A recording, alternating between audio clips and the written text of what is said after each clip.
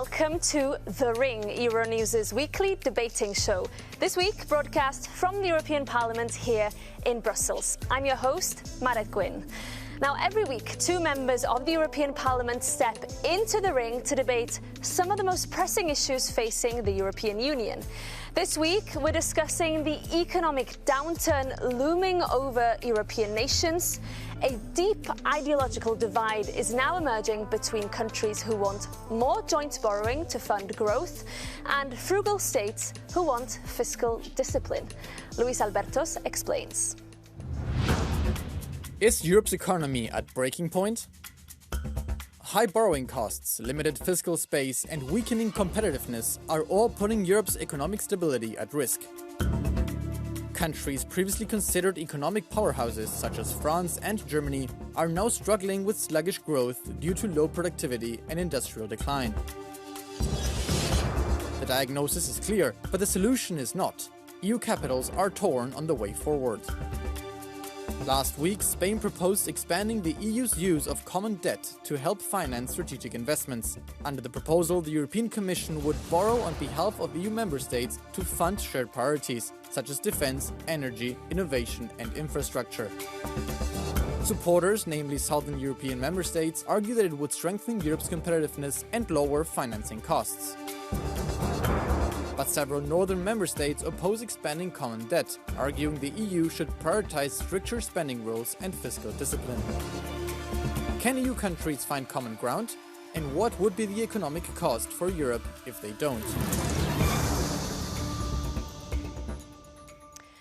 That's the topic for our debate today. Let's now meet our contenders.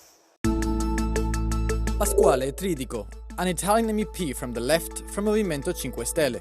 An economist and former president of Italy's National Institute for Social Security, he serves in the European Parliament's Committee on Economic and Monetary Affairs and chairs the Subcommittee on Tax Matters. A strong advocate of greater public investment at EU level, he says, competitiveness does not come from deregulation, but from innovation embedded in investment. Common debt, not for the rearm, but for our companies and our citizens. Markus Fерber, a German MEP from the centre-right European People's Party. A long-serving member of the European Parliament, he is the vice chair of the Subcommittee on Tax Matters and a member of the Committee on Economic and Monetary Affairs.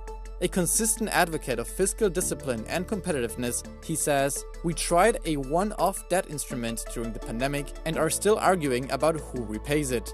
Now Spain wants to make that the permanent model. It is a supremely bad idea. So let's welcome both of them, Markus Ferber and Pasquale Tridiko. Great to have you with us on The Ring. Now, the idea here is to have an open debate, a healthy one, a frank one, and to give our viewers at home a taste of the debates that happen here in the European Parliament. So let's get started. Markus Ferber, let me come to you first. Spain putting now on the table a proposal, a bold one, 850 billion euros more in joint EU borrowing every year to fund growth. Is this a good idea? It is a good idea if it comes from the real economy, and that is what we have firstly to discuss. How can you organize growth? And I don't think you can organize growth by putting public money in the economy and wait for growth, and therefore all these attempts to spend money from public budgets and then hoping growth will come never worked. At the end you had high debts and no sustainable growth, therefore it's not the right instrument. Yet Europe is competing with global giants, China, the US. Is it inevitable now that it needs to pool sovereignty and that only as a strong bloc it can compete with these giants, Pasquale? Yes, the point is not to do something extraordinary that countries do not do. It's to complete what we should do. In fact, Europe, the Eurozone in particular, is an imperfect union exactly because it does not use one of the most important tools for economic growth that in the history has been used, meaning the public debt, in particular when when times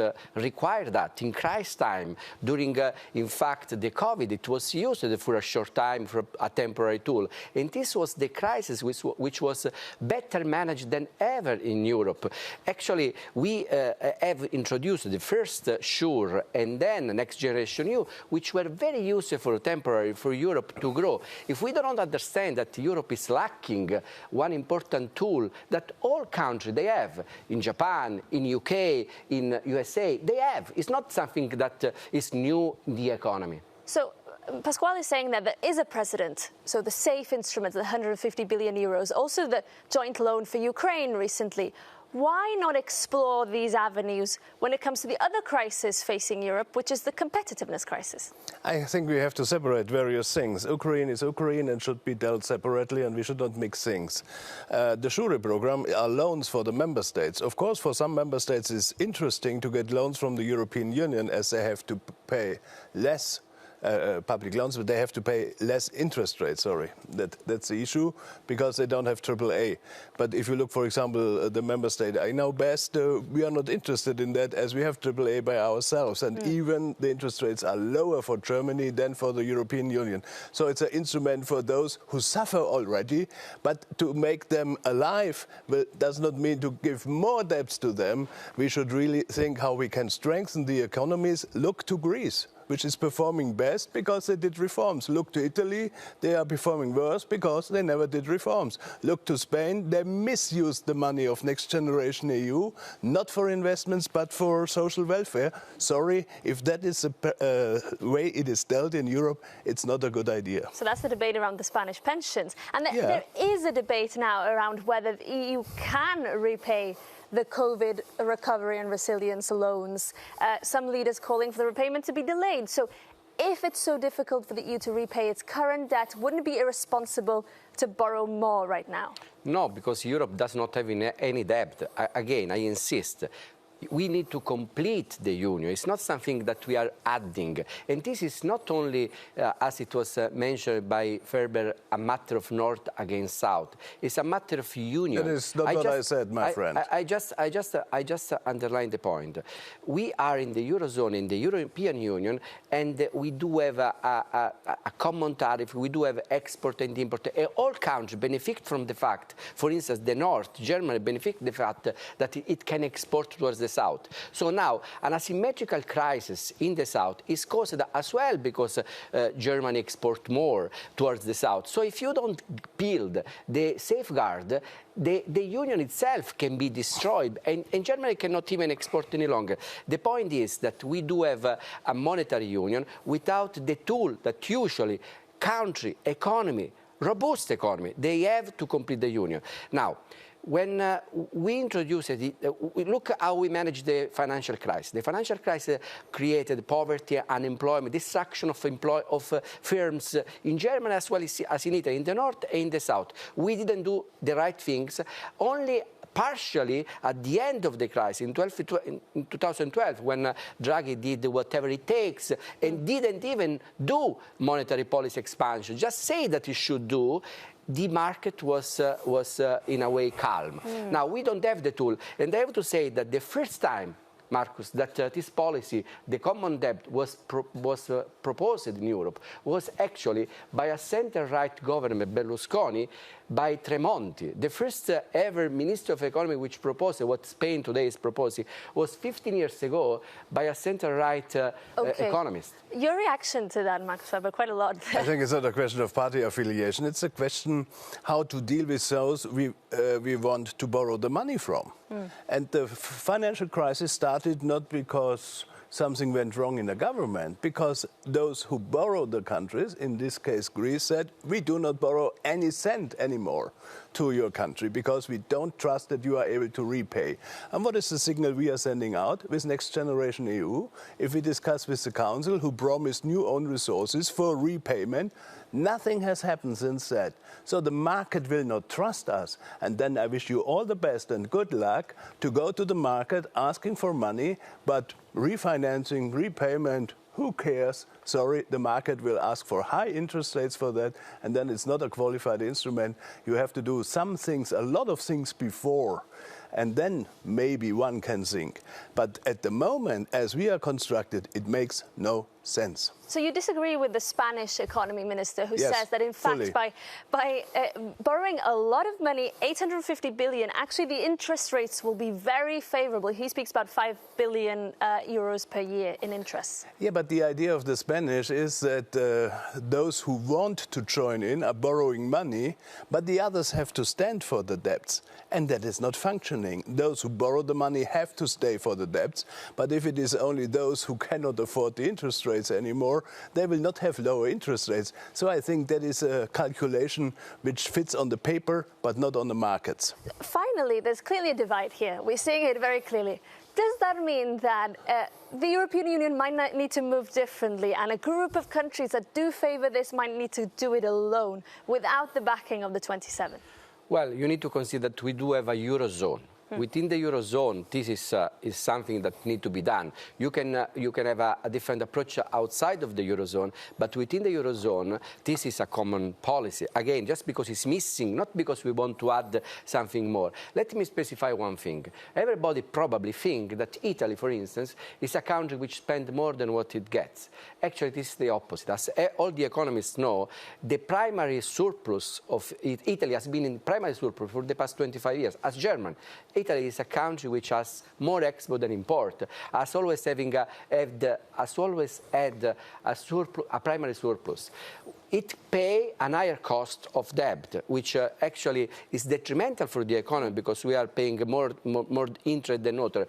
And in a Eurozone, this is actually dysfunctional. It's not me that is saying that. Nobel economists like Mandel, 1992, say that the first thing that Europe needs to do is to create a safe asset. It works well during the crisis, and then you can cope with the calm market in a better way. Okay. Look what's happening today in Germany, but as well in Italy, with the industrial crisis, with the automotive sector, which is leaving thousands of people without jobs. How can we cope with that without a plan like we proposed, the sure plan for automotive, supporting the supply, supporting the demand, and supporting as well the investment in the electric transition? Chinese, with a soft budget constraint, are doing that and are much more competitive. And I'm sure we will come back to that and the China issue, but I must stop you there because that's the end of our first round. The debate is heating up, I see. We will continue it,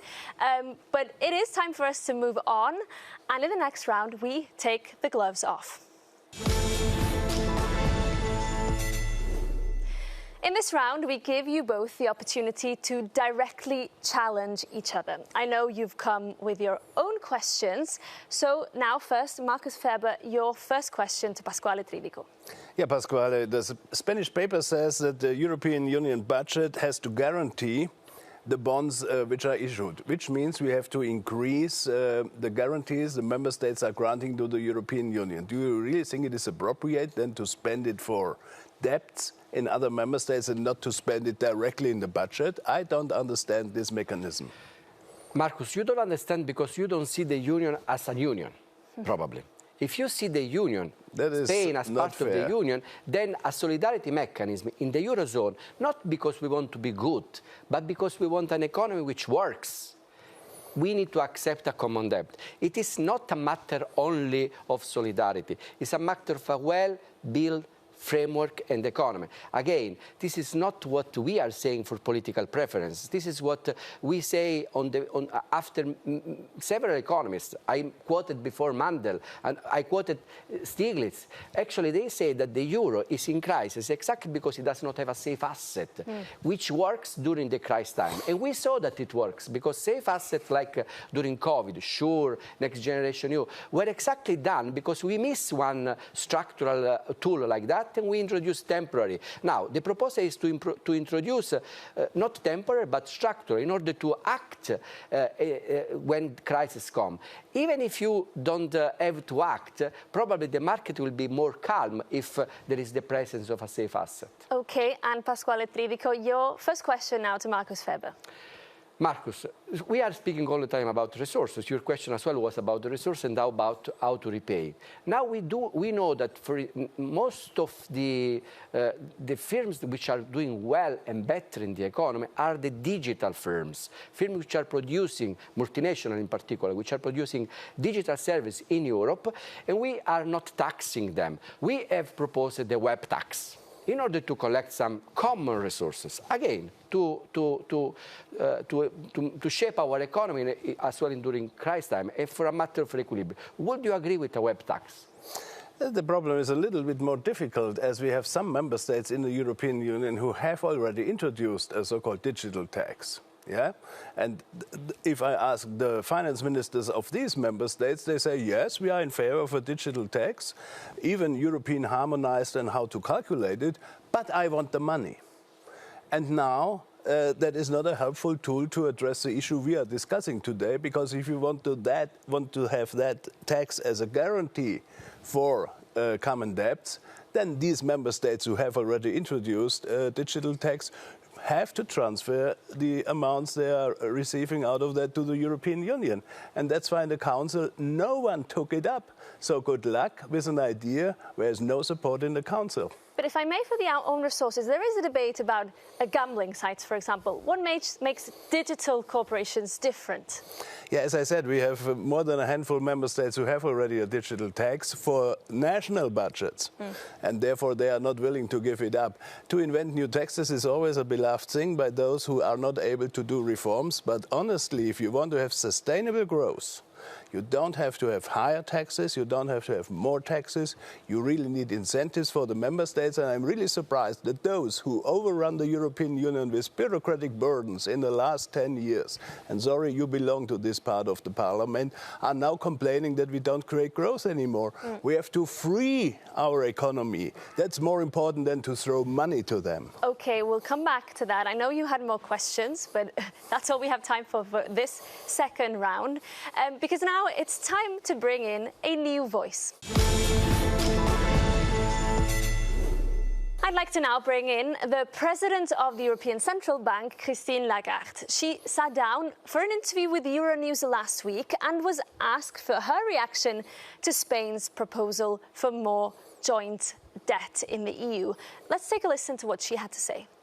The circumstances have changed, and it should lead the leaders of the various member states to consider and to address what are their concerns. So I think an ex ante, no over my dead body, is not the best way to deal with it. I think the best way to deal with it is to try to analyze what is too much of a risk and how that risk can be addressed. So, Marcus Febber, a veiled criticism there of those, like you, I believe, who say no outright. Should we at least debate this more seriously in the EU? Yeah, but the question is, what is the starting point of the discussion? Is the starting point of the discussion common debts, or is it common policies? Because I read the Spanish proposal that national obligations should be financed by European debts, and that will not work. So we have to take it the other way around. What can we do together as Europeans? And that's why I really don't want to be accused not being a federalist in the positive sense, because I am. But firstly, we have to define what we can do together, and then we have to speak about the financing, and not the other way around. Let's find finances and finance national obligations. I want to ask you, because Italy is one of the EU countries facing major elections next year, along with France, Spain, Greece and others. Do you fear that we could see a shift back to this kind of narrative that economic matters is a national thing, it's all about national sovereignty, and that could really undermine this push to pool more sovereignty at the EU level?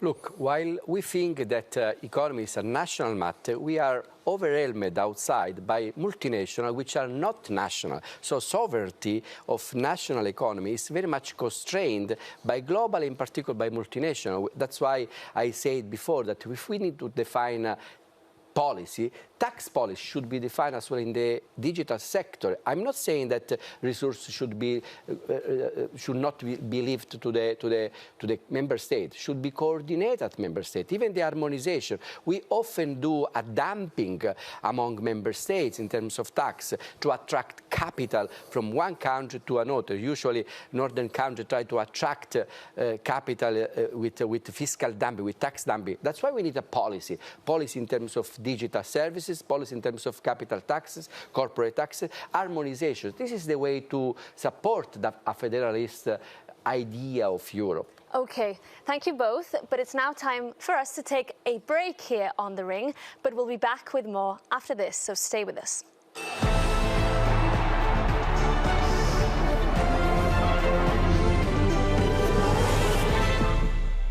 Welcome back to The Ring, Euronews' weekly debate show. I'm Marit Gwyn, and I'm joined this week by Markus Fерber from the European People's Party and Pasquale Tridi from the Left Group. Today, our topic is the state of Europe's economy and the mounting calls on the EU to raise more joint debt to fund growth. Behind these calls, of course, is the realization that European growth is stagnating and that Europe is failing to keep up with major global competitors. Let's take a closer look at the data. And we can see here that in terms of real GDP, that's inflation-adjusted gross domestic product, it's growing at a much higher rate globally than in the EU, but it's also higher in other advanced economies such as Japan and the US.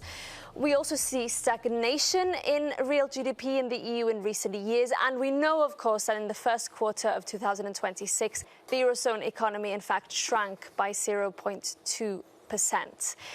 Now, this is concerning for Europeans, and part of the problem is this question of global competitiveness. We know that China, some would say, is increasingly predatory in its tactics when it comes to trade. Is the EU doing enough to get tougher on China? No, we are not doing enough because we are not using the only asset we have, which is the single market. And if you look to the figures calculated by the International Monetary Fund, which says that even in the trade of goods, we hurt ourselves like tariffs of 45%, which is 3 times what the US is doing with us, that shows there's a high potential in the single market. And we really should use these possibilities to strengthen our home market, to be less dependent from exports to other regions in the world. And the other thing means as well to protect ourselves, especially against China, who is subsidizing its overproduction.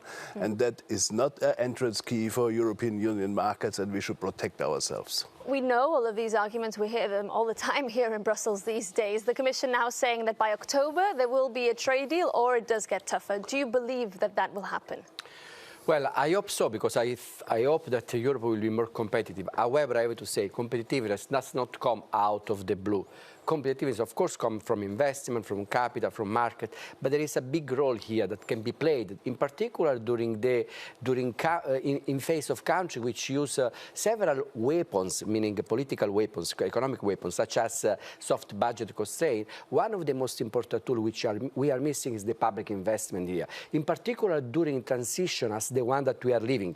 We are living an ecological transition, environmental transition. We are doing nothing to be more competitive, exactly in the same field of China, which is the electric transition. Our automotive sector, for instance, is losing step, is losing competitiveness, exactly because we miss a big player. Look at the case of Boeing, the Air One, to compete against the Boeing in the United States. We had a consortium, one single player like the Airbus, which was more competitive. And here we had an industrial policy, a European industrial policy in that sector, in the Airbus sector. We can have an industrial policy with a plan of at least 500 billion euro, which supported the transition in 3 ways.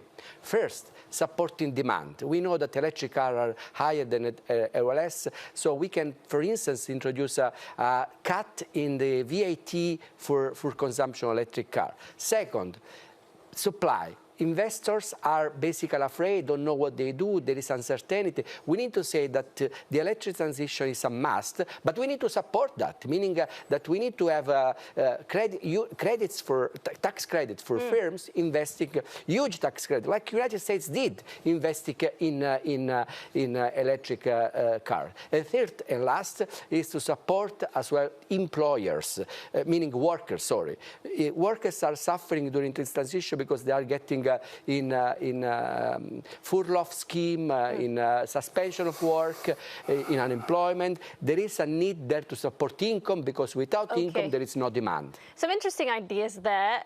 Industrial decline is clearly a big concern in Germany. Do you agree with some of those ideas? I think our main objectives or main problems are high energy prices. The energy market, a real full integrated energy market could help a lot. Number two is aging society. That is a huge challenge for us, so we have really to invest more in education, in our own people.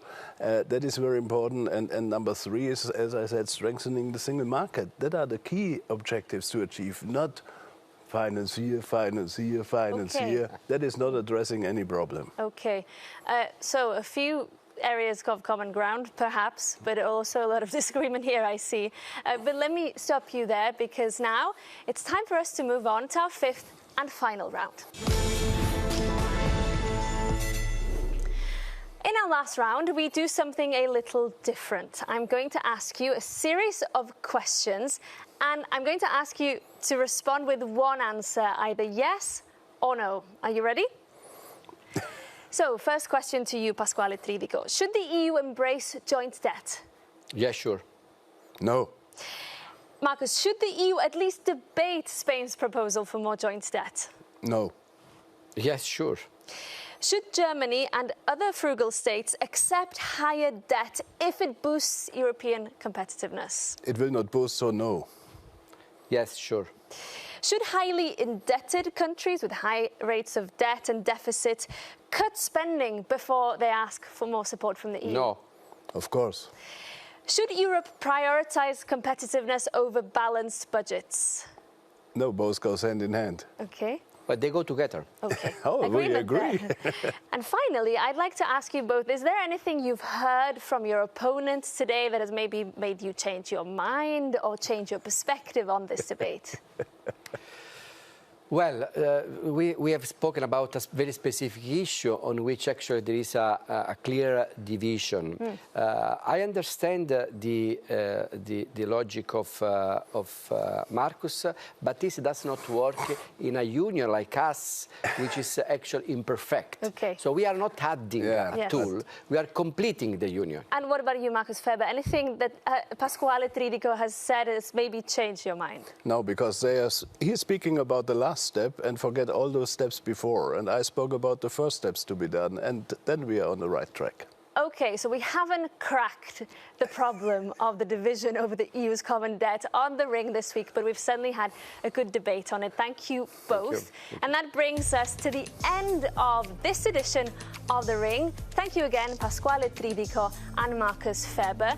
Thank you also to you at home for watching. And remember, you can continue the debate by sending us your thoughts, feedback and comments. Our email address is thering@euronews.com. And we'll be back soon with more from The Ring. In the meantime, take care and stay with us here on Euronews.